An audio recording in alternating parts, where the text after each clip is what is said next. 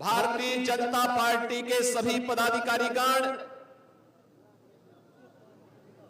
कठुआ से आए हुए मेरे सभी उपस्थित बहनों और भाइयों, आज इस पावन धरा को,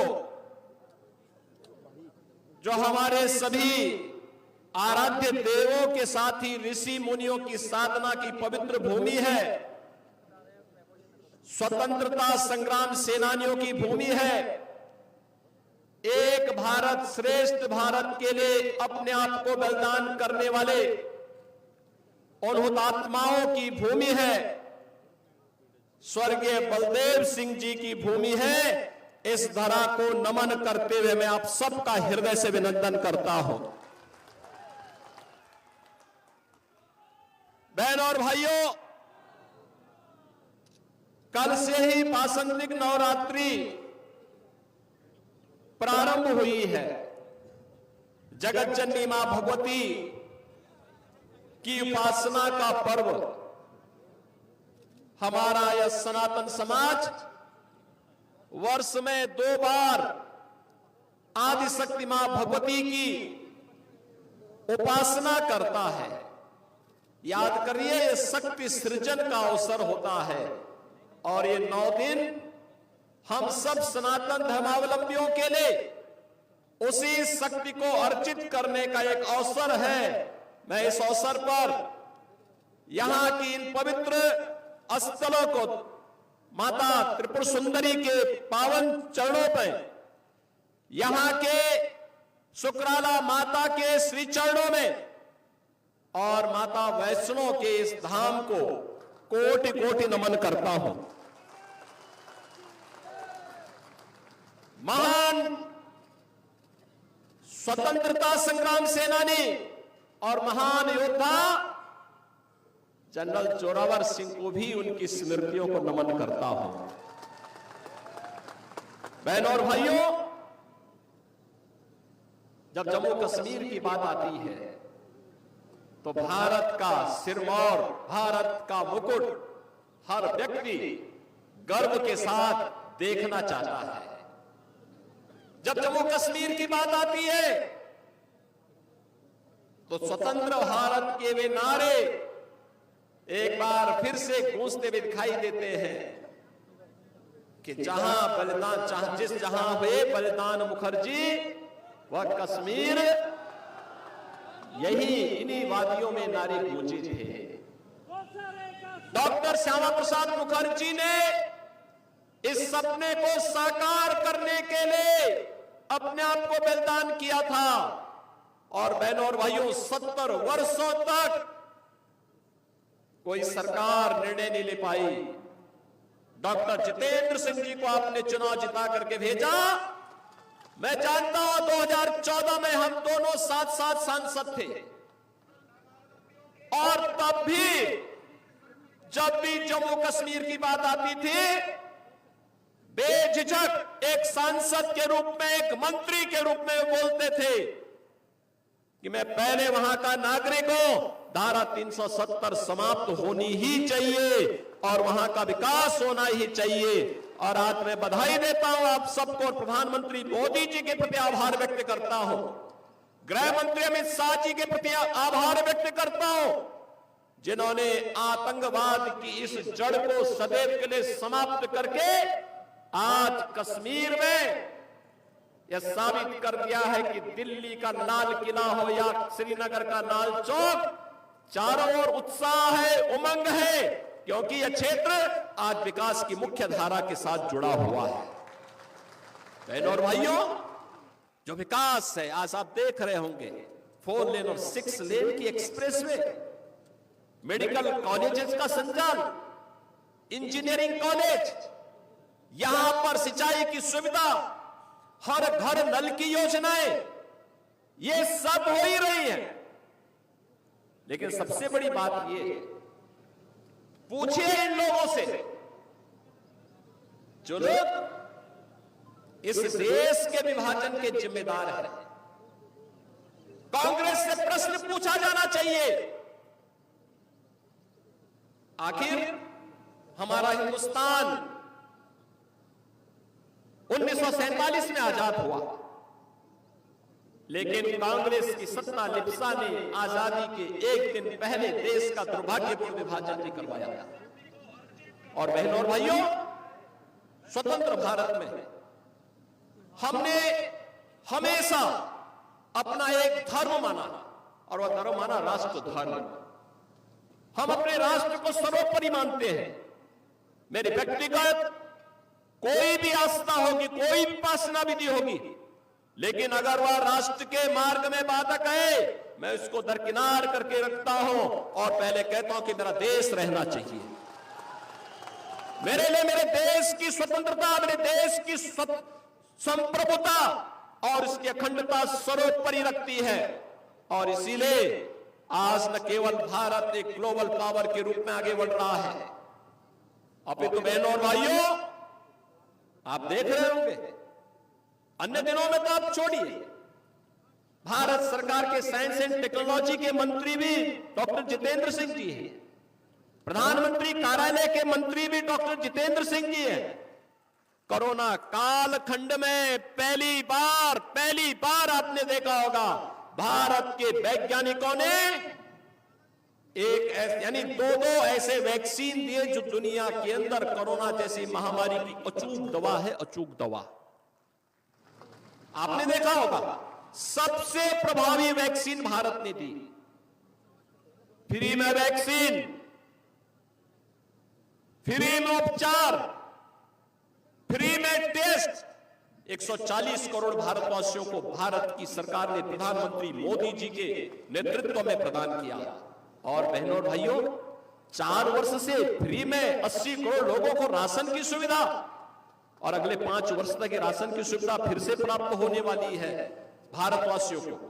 आप सोचो, 140 करोड़ में से 80 करोड़ लोगों को 4 वर्ष से फ्री में राशन की सुविधा अगले 5 वर्ष तक मिलना है। और दूसरी तरफ 1947 में भारत से अलग हुआ पाकिस्तान भीख का कटोरा लेकर के दुनिया के अंदर भीख मांगता हुआ दिखाई दे रहा है।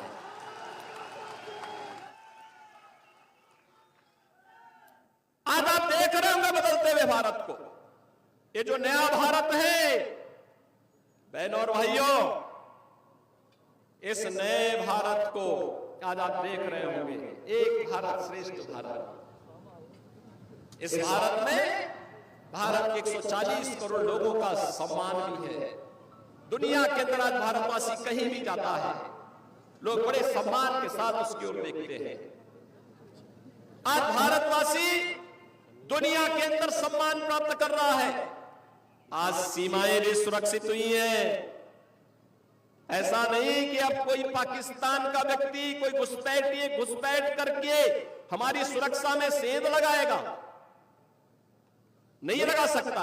अगर कहीं एक पटाखा भी फूट जाए ना, तो पाकिस्तान अब सफाई देता कि नहीं, मेरा इसमें हाथ नहीं है, क्योंकि उसे मालूम है अगर कुछ हो गया तो फिर उसको लेने के देने पड़ेंगे।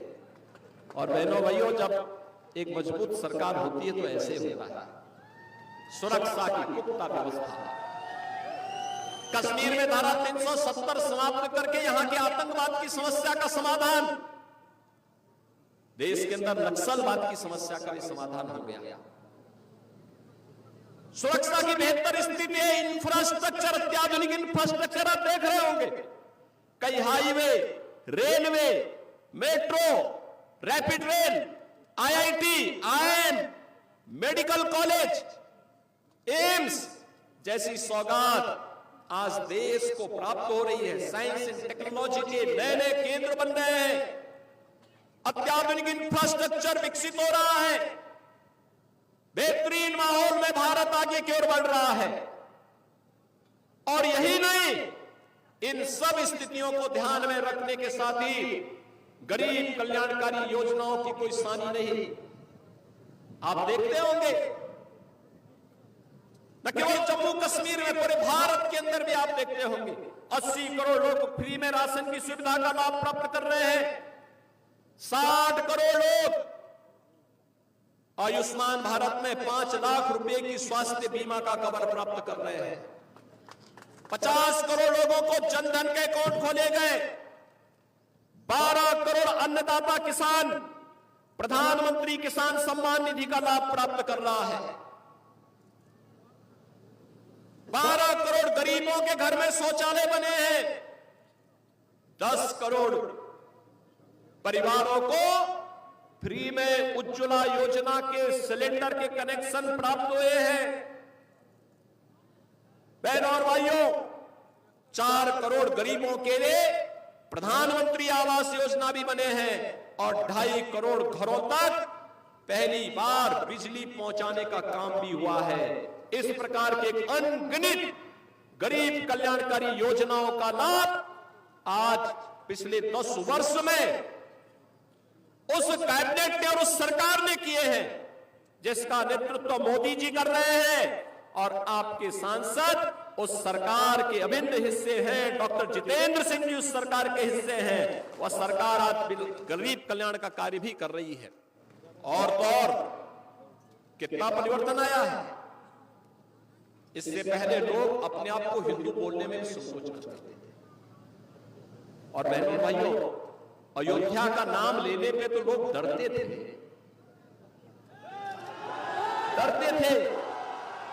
मुझे याद है जब मैं 2017 में उत्तर प्रदेश का मुख्यमंत्री बना तो मैं अयोध्या चला गया। लोगों ने कहा अरे क्या कर रहे हैं? मैंने कहा अरे क्यों? कहा कि अयोध्या जाने से आपको मालूम है कुछ लोग नाराज हो जाएंगे। मैंने कहा कुछ लोग नाराज हो जाएंगे तो क्या मैं अपनी आस्था के साथ और जन आस्था के साथ खिलवाड़ कर दूं क्या? ये वोट बैंक के लिए नहीं हो सकता है। हमने कहा अयोध्या में भव्य दीपोत्सव के आयोजन की तैयारी करो। और बहनों और भाइयों, अच्छी सरकार बनती है तो 500 वर्षों का इंतजार भी समाप्त हो जाता है। आज अयोध्या में राम मंदिर का निर्माण हुआ है ना, क्या ये काम कांग्रेस के लोग कर पाते क्या? अयोध्या में राम मंदिर का निर्माण कांग्रेस कर पाती क्या? बहनों और भाइयों, कांग्रेस ने तो कहा था कि राम हुए ही नहीं,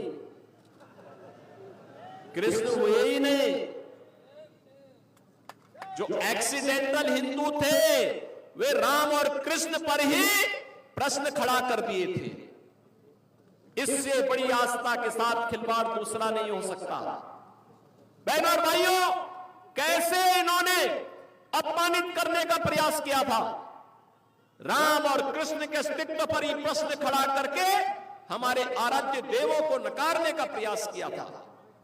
लेकिन आज अयोध्या में भव्य राम मंदिर का निर्माण न केवल हो गया है, बल्कि आज आप अयोध्या जाएंगे, आपको आज परिवर्तन देखने को मिलेगा। अयोध्या में लगेगा जैसे त्रेता युग का अयोध्या यहां उतर आया है, साक्षात उतर आया है। जब अच्छी सरकार आती है तो यही होता है। अच्छी सरकार आती है यही होता है। काशी में आप जाइए, काशी विश्वनाथ धाम बन गया। लोग बोलते थे काशी विश्वनाथ धाम संकरी गली थी, बामुश्किल 5 लोग जा पाते थे। आज 50,000 श्रद्धालु भी एक समय वहां आ जाए मंदिर परिसर में, कोई समस्या नहीं है, कोई समस्या नहीं है। आस्था का सम्मान कैसे होना चाहिए, यह कार्य भी आज देखने को मिल रहा है। नौजवानों के लिए रोजगार की व्यवस्था, जीविका की व्यवस्था कैसे होनी चाहिए, यह कार्य भी आज देश के अंदर बखूबी आगे बढ़ रहा है।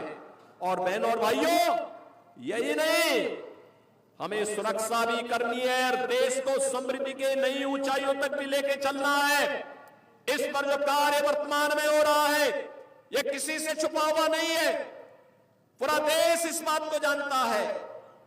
आपने देखा होगा, यह देश जब अपनी आजादी का अमृत महोत्सव मना रहा था, आजादी के 75 वर्ष पूरे हो रहे थे,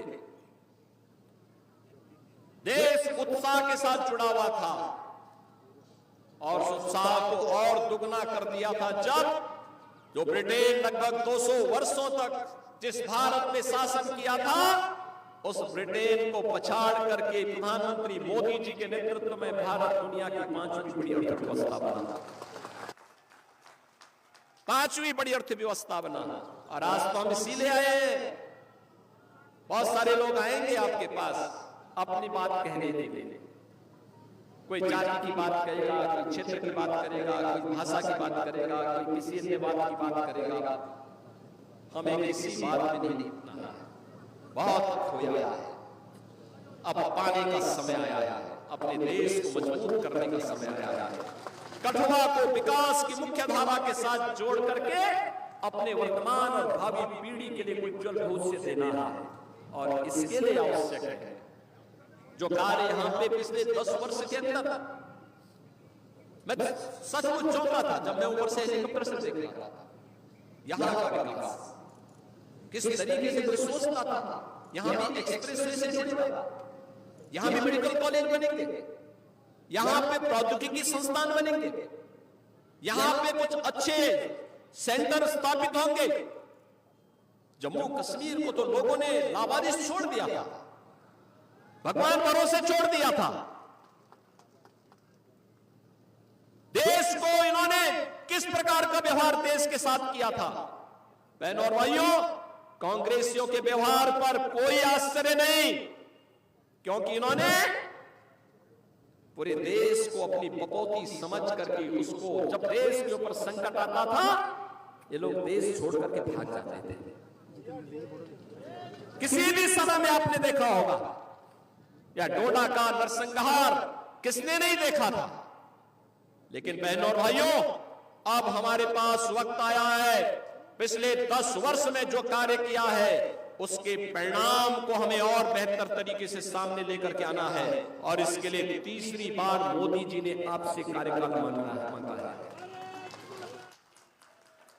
मोदी जी तीसरी बार देश के अंदर भारत को तीसरी बड़ी अर्थव्यवस्था के रूप में स्थापित करने के लिए आपके पास आ रहे हैं, और इसके लिए मोदी जी के प्रतिनिधि के रूप में आपके लोकप्रिय सांसद और केंद्रीय मंत्री डॉक्टर जितेंद्र सिंह जी तीसरी बार आपका आशीर्वाद प्राप्त करने के लिए आपके पास आए हैं। बहनों और भाइयों, अपनी सहजता, अपनी सरलता, अपने व्यवहार कुशल से न केवल उन्होंने देश के अंदर, बल्कि जो भी दायित्व उन्हें भारत सरकार ने सौंपा है, पार्टी ने सौंपा है, उसका बखूबी निर्वहन करने की जिम्मेदारी उन्होंने जिस तत्परता और जिस प्रतिबद्धता के साथ किया है वो अद्भुत है, अभिनंदनीय है, और इसके लिए मैं आपको बधाई देता हूं। क्योंकि प्रतिनिधि आपने चुना, उनके साथ संसद में हम लोग जब 2014 में साथ साथ सांसद थे, तब भी मैं देखता था बहुत ही सहजता, सरलता के साथ किसी भी बड़ी से बड़ी समस्या का समाधान कैसे होना चाहिए, इसके लिए वह उस समस्या के समाधान पर विश्वास करते थे। बहनों और भाइयों, आज मैं आपसे ही कहने के लिए आया हूं, आज देश आज जिस नए युग में प्रवेश किया है, जिस नए भारत का हम दर्शन कर रहे हैं, यह सच है मोदी जी का नेतृत्व है, मोदी जी को इसका श्रेय जाता है। नए भारत के शिल्पी के रूप में मोदी जी का हर व्यक्ति सम्मान करता है। लेकिन बहनों और भाइयों, मोदी जी के साथ साथ आपको भी इसका श्रेय जाता है, क्योंकि मोदी जी को एक वोट देकर के आपने मोदी जी को देश की सत्ता सौंपी, देश की बागडोर सौंपी। मोदी जी को देश की बागडोर सौंपी है तो परिणाम आज आपके सामने है। अयोध्या में राम मंदिर भी बन रहा है, भारत दुनिया की बड़ी ताकत भी बन रहा है, सुरक्षा का बेहतर वातावरण भी बन रहा है, विकास के बड़े बड़े कार्य भी हो रहे हैं, गरीब कल्याणकारी योजना भी प्रभावी ढंग से आगे बढ़ रही है। अगर जनता जनार्दन वोट ही न देती, क्या हम उत्तर प्रदेश देश के सबसे बड़े राज्य को संभाल पाते? क्या जो जम्मू कश्मीर की स्थिति थी, यहां पर पाकिस्तान प्रस्त आतंकवादी किस तरीके से तबाही मचाए हुए थे, लेकिन उत्तर प्रदेश के अंदर तो सत्ता के संरक्षण में जिस प्रकार की अराजकता थी, हर दूसरे दिन दंगा होता था, कर्फ्यू लगता था, महीनों महीनों कर्फ्यू रहता था। बहनों और भाइयों, 7 वर्ष से मैं आज उत्तर प्रदेश के अंदर मुख्यमंत्री के रूप में काम कर रहा हूं, और बहनों और भाइयों, 7 वर्ष में एक भी दंगा नहीं हुआ। कोई दंगा नहीं है, कर्फ्यू नहीं है, बल्कि भगवान शिव की कावड़ यात्रा निकलती है धूम धड़ाके के साथ। लोग भूल गए कि कर्फ्यू भी कभी लगता था यहाँ पे। आप देखते होंगे उत्तर प्रदेश देश का पहला राज्य है जहां के धर्मस्थलों से जो माइक की चिल्लाहट होती सब उतर गया है, समाप्त। अब वहां माइक की आवाज नहीं होती है, लोग शांतिपूर्ण तरीके से विकास में विश्वास कर रहे हैं। विकास और आस्था को सम्मान किस रूप में होना है, अयोध्या उसका एक उदाहरण आपके सामने है, मथुरा वृंदावन उसका उदाहरण है। और बहनों और भाइयों, मैं तो आज अपने कठुआ के बहनों और भाइयों से ही कहूंगा, आपके यहाँ प्रथम चरण में चुनाव है। चुनाव के बाद पदाधिकारी अन्य क्षेत्रों में प्रचार के लिए जाएंगे, देश के अन्य क्षेत्रों में भी जाएंगे, लेकिन आप लोगों को फिर अयोध्या के दर्शन के कार्यक्रम जरूर बनाना चाहिए। बनाइए, हमें पहले से बता देना। आज अयोध्या में कोई समस्या नहीं है, कोई समस्या नहीं। जो पहले आज से 7 वर्ष पहले 10 वर्ष पहले अयोध्या गया होगा वो थोड़ा संकोच कर रहा होगा। अब अयोध्या बदल रही है। जैसे कटवा में 6 लेन की एक्सप्रेस वे आ रही है ना, ऐसे अयोध्या के अंदर भी हम लोगों ने ऐसे एक्सप्रेस वे बना दी है।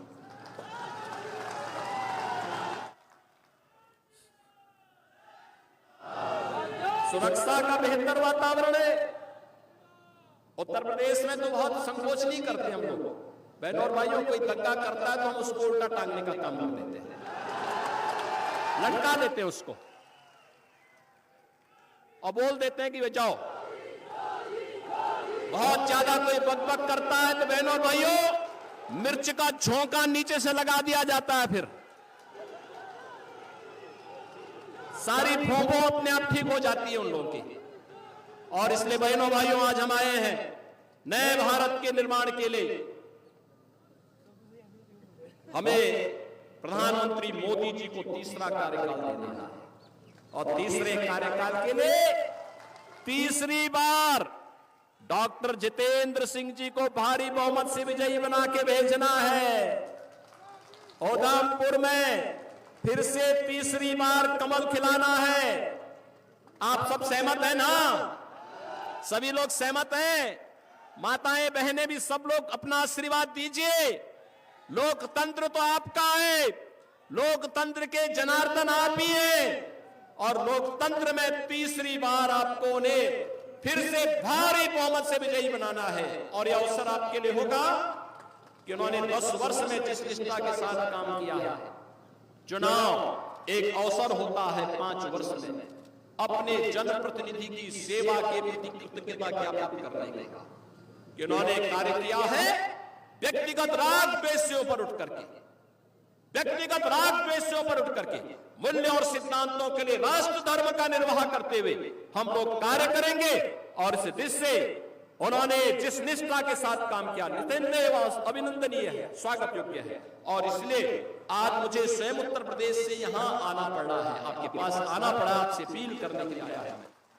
मैं आप सबसे यही अपील करने के लिए आया हूं कि इन्होंने जिस मजबूती के साथ काम किया उसको ध्यान में रखते हुए भारी बहुमत से उन्हें विजयी बना करके एक बार फिर से यहां पर कमल के फूल को खिलाने की कार्रवाई आप फिर से करिए। और जो आवाज देश की है, एक ही आवाज पूरे देश के अंदर पहुंच रही है। मैं भी महाराष्ट्र गया था परसों, उसके एक दिन पहले मैं राजस्थान में था। उत्तर प्रदेश में तो 80 लोकसभा सीट अकेले उत्तर प्रदेश में है और हर ओर एक ही आवाज है।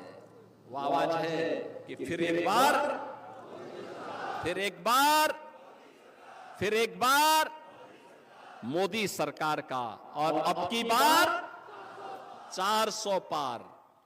400 पार के लिए सहमत है ना? देखो, डॉक्टर जितेंद्र सिंह जी चुनाव जीतेंगे, किसी को संदेह नहीं, लेकिन चुनाव में बढ़त इतनी होनी चाहिए कि उनको भी यहां के शेष परियोजनाओं के लिए उतनी ही ताकत मिल सके। जनप्रतिनिधि ये कहता है ना बाद में सांसद ये कहता है कि भाई देखो जनता ने एक बड़ी जिम्मेदारी दी है, अब इस कार्य को मुझे यहां कराना ही कराना है और उस कार्य के लिए बढ़त इतनी आप दीजिए। आप सब करेंगे, सहमत हैं? सभी लोग सहमत हैं? सभी लोग सहमत हैं? तो मेरे साथ फिर बोलेंगे भारत माता की, भारत माता की।